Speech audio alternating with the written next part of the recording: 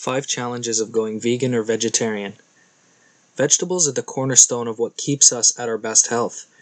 Veggies should be at the center of every diet. It doesn't matter what diet it is. The importance of a vegetable-centric diet has been established. However, vegan and vegetarian diets do come with some challenges.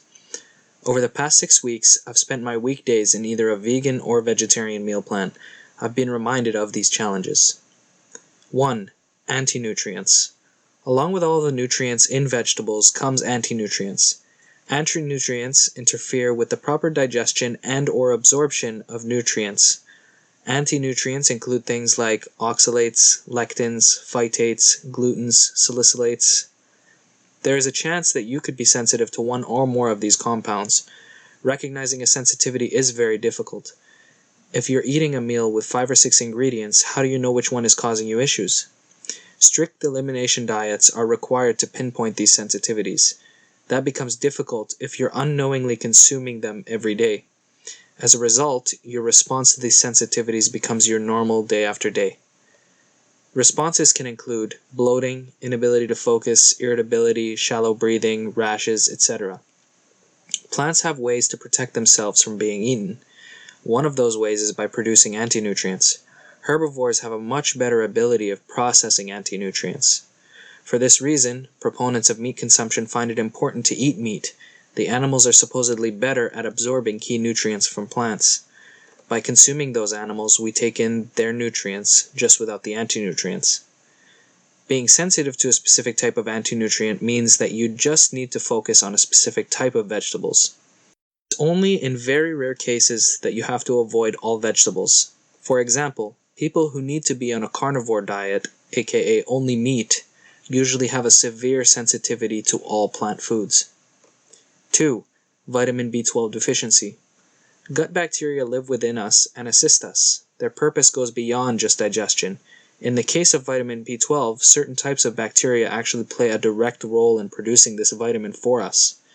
Other animals also have a gut microbiome, therefore they can also produce vitamin B12. That's why we usually need to consume meats to maintain an adequate level of B12. So, vitamin B12 deficiency can be a result of a lack of meat consumption, a lack of B12 absorption, or a severe imbalance of proper gut bacteria. Some people choose to supplement. However, that doesn't seem to fit the narrative of vegan or vegetarian diets. As natural, healthy diets, there shouldn't be any supplements involved, in my opinion. 3. Bloating. Entering into a vegan or vegetarian diet the right way means that fiber increases considerably. That is to say that, in the beginning stages, and sometimes for extended periods of time, there can be severe bloating. Fiber digestion is done for us by gut bacteria. They happen to use this fiber as food that they use to survive. Entering into a high-fiber diet without the proper balance of bacteria can spell digestive trouble. As a result, fiber digestion is difficult in the beginning. Fiber is the food that feeds your gut bacteria. With consistency, the balance will shift in the right direction. 4. Carbohydrate overload. The issue with vegan and vegetarian diets is that most food options are carbohydrate heavy. Although these carbs are slower to digest, a good thing for blood sugar levels, the amounts are still overwhelming. The high carbohydrate levels are not accompanied with a high level of protein.